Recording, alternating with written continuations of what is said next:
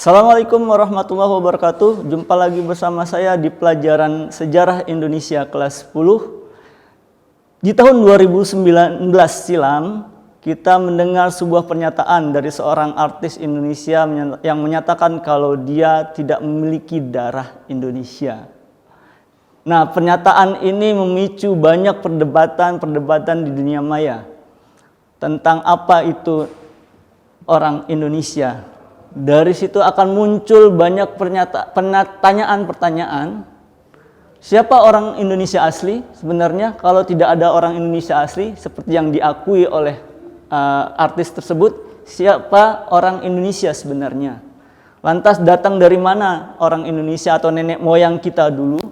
Kapan mereka mendiami Indonesia? Nah, pertanyaan-pertanyaan ini akan kita jawab dengan pembahasan materi tentang asal-usul manusia Indonesia. Secara garis besar, berdasarkan genetika maupun penyebaran orang-orang di dunia, maka orang Indonesia pertama ada 3 gelombang kedatangan orang-orang Indonesia atau nenek moyang kita ke Indonesia. Gelombang yang pertama datang dari Afrika. Gelombang pertama ini adalah orang-orang yang disebut sebagai orang Melanesia. Gelombang pertama ini didasarkan pada sebuah teori yang menyatakan kalau orang-orang di Indonesia itu berasal atau datang dari Afrika. Kalau kita lihat petanya, penyebaran nenek moyang yang berasal dari Afrika ini muncul dari Afrika Timur, menyebar ke Arab, kemudian ke India, kemudian masuk ke Indonesia, dan akhirnya sekarang berkonsentrasi di daerah Papua atau Indonesia bagian timur. Keturunan-keturunannya adalah orang-orang Papua sekarang. Nah, ini adalah gelombang pertama dari kedatangan nenek moyang kita di Indonesia.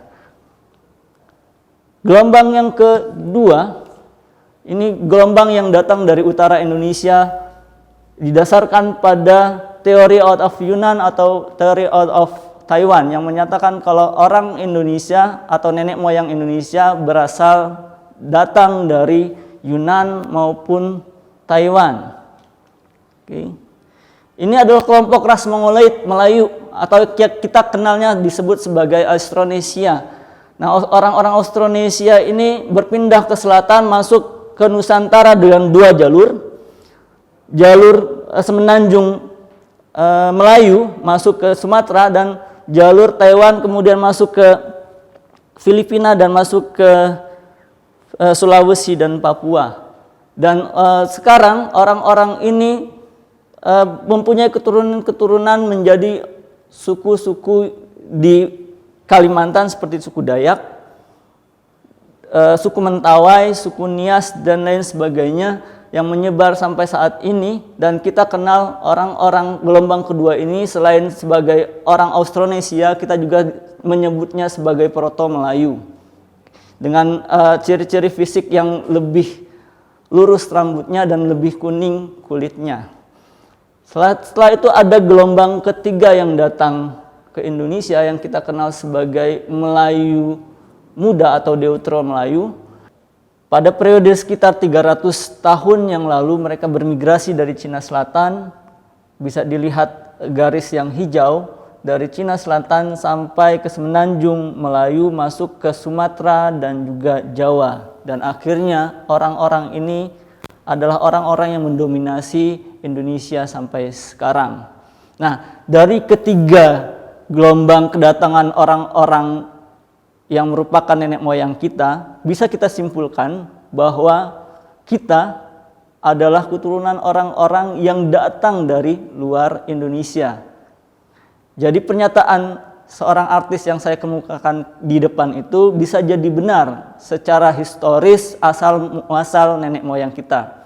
Tapi secara historis kebangsaan kita memiliki satu ikrar bersama yang kita canangkan di tanggal 28 Oktober 1928 bahwa kita sudah mengaku sebagai bangsa yang satu dan memiliki tumpah darah yang satu, ialah tanah air Indonesia.